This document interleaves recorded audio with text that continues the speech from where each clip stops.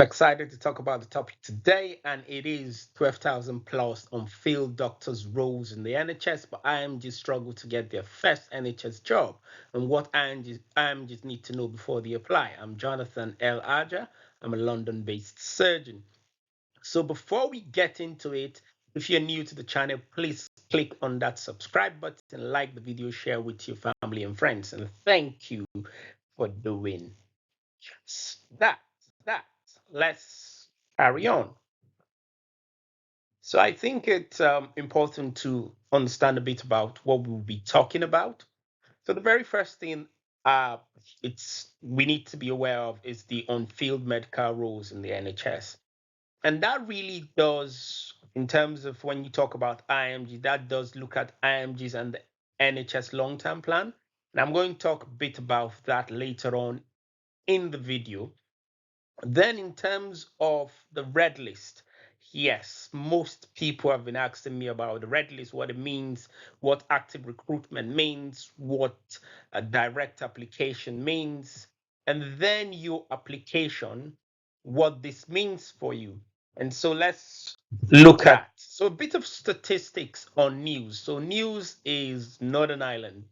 Now, the statistic shows that in Northern Ireland, there's about 4.9% of on-field roles. Over three-fifths of that are consultant grades. So it's a lot of on-field consultant grades in the Northern Ireland, which means it's very likely that if you're looking for a consultant role as an IMG, you are more likely to get one in Northern Ireland. In terms of roles overall, you have the most of those in England, and you have 8,000, over 8,000, close to 9,000 of all medical roles being in England. Then you have about 436 roles in Wales, and then you have just about that number in Scotland. And again, Scotland has a lot of on-field consultant roles, just like in Northern Ireland. So if you're an IMG, it's very likely that in terms of getting a consultant job, it's likely going to be easier in Northern Ireland or in Scotland. However, when it comes to jobs overall, that's likely going to happen in more easily in England. Let's look at piece of the cake. So I'm going to need a highlighter. So if we look at the piece of the cake, now his over the years, IMGs have been able to represent about 80% of all doctors in the NHS for a long time now, as early as about 20, 30 years from today. Have had their primary medical qualification, what you would see written as PMQ, from overseas, making them what IMG, therefore the NHS cake, if you like. That's the money that is paid to people, doctors working in the NHS. Certainly about 30% of that goes to IMGs. So interestingly, it's good to look at the 12-year forecast, which is something that the GMC has done recently. And that shows that in 12 years, this is likely going to remain the same at least. Now, in terms of IMGs, which means international medical graduates, the majority of those that are in the NHS as of today come from 5 countries: India, Philippines, Nigeria, Ireland, and Poland. India is at the top with 60K, and Poland is at fifth with 11K. Now, in terms of where IMGs come from overall, in terms of nationalities, there are over 100 nationalities in the NHS workforce. That equates to about 51% of the total countries in the world. Because there are about, UN recognizes about 195 countries globally. That's 2 times the total countries in Africa, Asia, and Europe, respectively, and 2.8 times the total countries in the Americas. So you can see just how diverse the NHS is?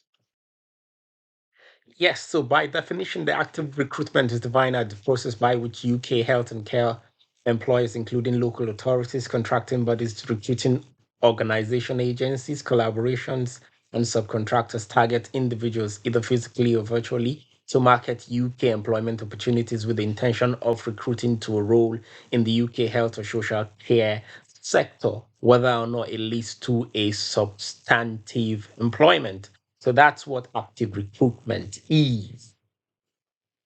So, in contrast, direct application, what's the definition? A direct application is defined as when an individual makes an application directly on their own behalf to an employing organization and not using a third party, such as a recruitment organization, an agency, or collaboration. Individual health and social care employers may consider direct application from individuals resident in countries on the WHO Health Workforce Support and Safeguard list. That's the red list if they have a direct application to a vacancy at the organization.